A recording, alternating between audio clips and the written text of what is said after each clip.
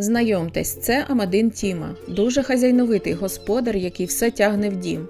Тіму дуже приваблюють всілякі травинки, гілочки, шматочки паперу та пакетики, які він постійно стягує на ігровий майданчик.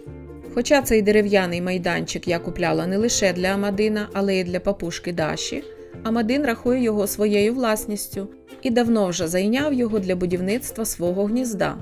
Тіма дуже не любить, коли папушка наближається до нього під час будівельних робіт. Намагається вигнати її звідти, як тільки вона наважується зайти туди.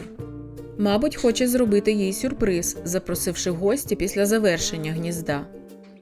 А можливо, мріє про молоду Амадиниху, а папушку Дашу сприймає як конкурента на затишне місце. А ви як думаєте?